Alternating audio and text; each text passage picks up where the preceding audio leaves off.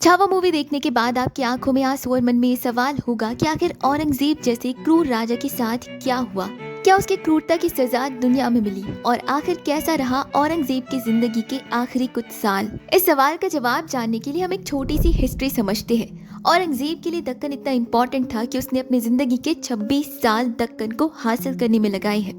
औरंगजेब अपने पिता पर यह आरोप लगाया करता था कि उसने ताजमहल बनवाने में मुगल के पूरे खजाने को खाली कर दिया है, लेकिन जितने पैसे दक्कन को हासिल करने में औरंगजेब ने बहाए हैं उसके सामने ताजमहल के खर्चे कुछ भी नहीं है। 11 मार्च 1689 में छत्रपति संभाजी महाराज ने इस दुनिया को अलविदा कहा। इसके बाद औरंगजेब दक्कन को हासिल करने के लिए आगे बढ़ा, लेकिन मराठास ने बाउंस बैक किया और मराठा के एक से बढ़कर एक लीडर सामने देखने को मिले।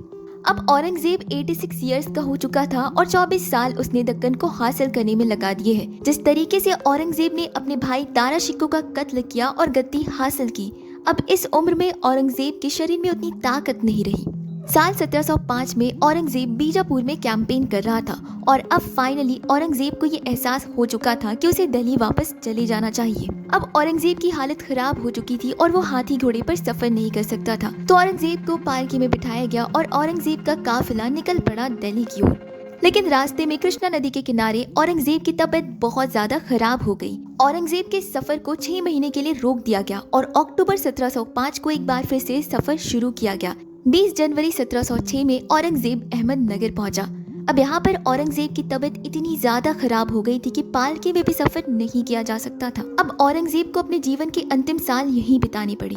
उसके आखिरी पलों में उसके साथ उसका अपना कोई नहीं था। अब औरंगजेब के शरीर की हड्डियां दिखाई देने लगी, उसका पूरा शरीर सफेद पड़ चुका था और 1707 आते आते औरंगजेब को ये एहसास हो गया है कि अब वो अपने जीवन के कुछ अंतिम दिन ही जी रहा है। औरंगजेब अब 5 वक्त की नमाज पढ़ता और एक तरीके से वो एक आम इंसान की तरह जीवन बिताने लगा। अब तक औरंगजेब ने अपनी हालत के बारे में अपने बेटे को नहीं बताया, क्योंकि उसे लग रहा था कि अगर उसके बेटों को पता चलेगा तो गद्दी के लिए एक बार फिर से वही खून खराबा होगा जो औरंगजेब ने किया। फाइनली औरंगजेब अपने बेटे आजम के लिए एक लेटर लिखता है। उस लेटर में औरंगजेब ने लिखा, मैं अकेला आया था और एक अजनबी की तरह दुनिया से जाऊंगा। मैं नहीं जानता कि मैं कौन हूँ और मैं क्या कर रहा था।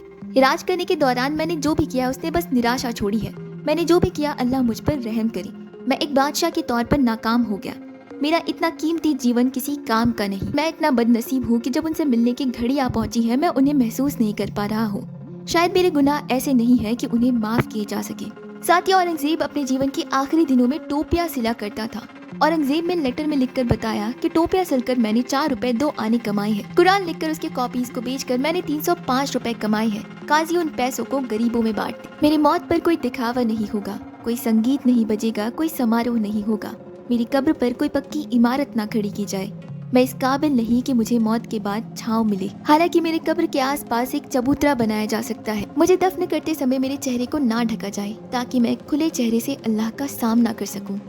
औरंगजेब के लेटर्स को सुनने के बाद आपको ऐसा लग रहा होगा कि औरंगजेब बदल गया है, लेकिन बदलाव उसके जीवन में अभी भी नहीं था। मौत के करीब आने के बाद भी उसके मन में कड़वाहट थी। औरंगजेब ने अपनी वसीयत में लिखा था कि अपने बेटों पर कभी भरोसा मत करो और अपने जीवन काल में कभी उनके साथ घनिष्ठ व्यवहार मत करो। 21 फरवरी 1707 औरंगजेब नमाज पढ़ने के बाद आराम कर रहा था और वो तस्बीह पढ़ रहा था। धीरे धीरे औरंगजेब की उंगलियों में मूवमेंट बंद हो गई।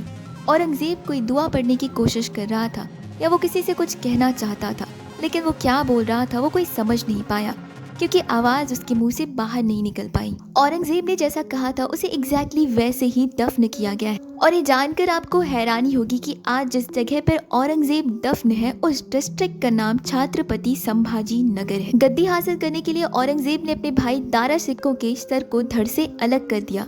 8 साल के लिए शाहजहां को फोर्ट में कैद करके रखा। दक्कन पर रूल करने के लिए उसने अपने जीवन के 26 साल गवा दिए। आखिरी दिनों में ना तो औरंगजेब के पास कोई अपना था और ना ही वो गद्दी थी जिसके लिए उसने अपने पूरे जीवन काल में खून खराबा किया।